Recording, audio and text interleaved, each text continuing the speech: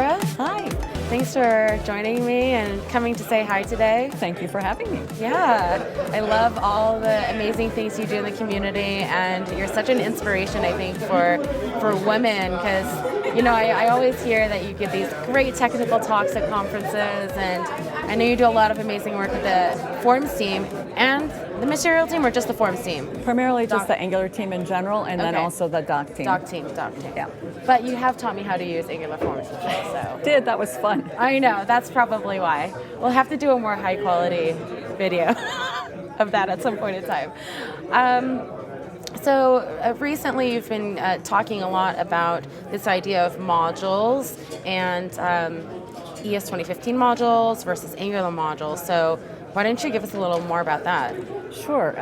It can be very confusing because in technology especially, everyone overloads terms. Mm-hmm. You know, so we have TypeScript modules, we had Angular 1 modules or AngularJS modules. So ES2015 modules are more micro level, so they're at a file level. So a file is an ES2015 module, an ES2015 module is a file. So you just create a code file, you import or export something from it using the import statement, and you've got an ES2015 module. Okay. Angular takes advantage of those, obviously, and uses it throughout Angular. But Angular then also has Angular modules, which are more at the macro level. So they more manage the how you break your application into big hunks. And then each of these hunks have all of the information that the application needs to actually do its thing. Oh, cool. Awesome.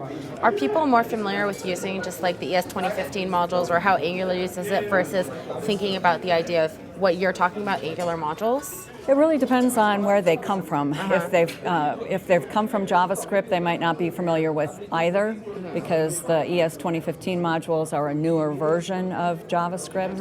But if it's a JavaScript developer who's been really following all the latest changes in ECMAScript, then they would be more familiar with the ES2015 modules.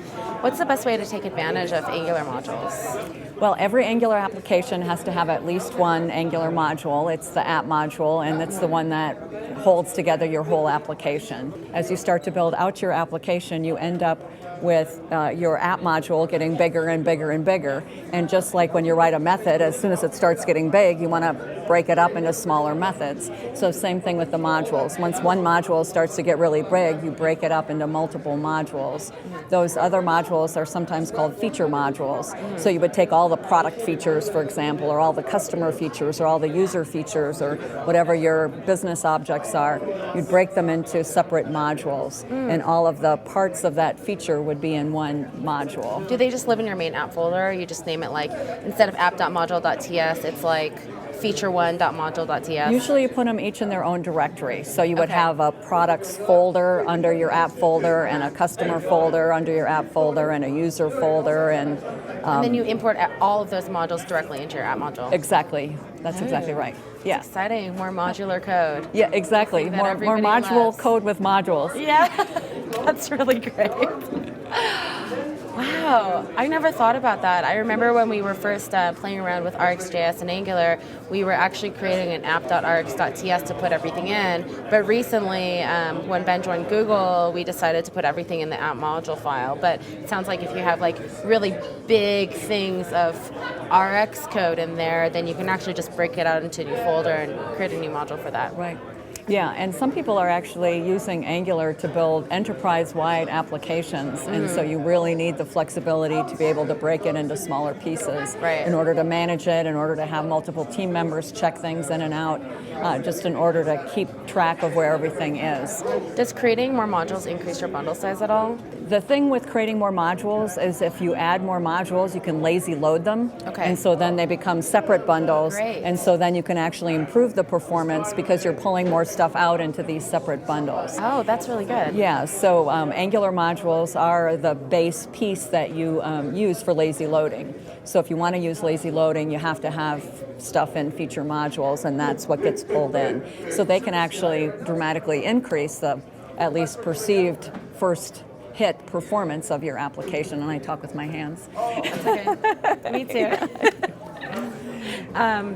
Awesome. Where can we find you on the internet? It's really easy to tweet at me, Deborah Kurata, so I was lucky enough to get my name. I'm also active on GitHub, Deborah K, so that's a good way to find me too. You can find all the sample code that I have up there.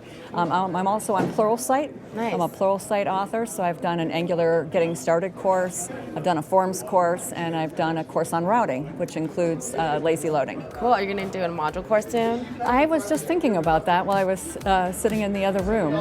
That might make sense. We'll see. Oh, cool. Well, thanks so much for joining us. Thank you. Thank you for having me. Hey there. Are you into reactive programming using JavaScript? Do you have to deal with asynchrony in your web app? Then join this instructor Ben Lesh to learn all of the ins and outs of RxJS in his hands-on workshop. Available online and in person, go to rxworkshop.com for more details and to book your spot today.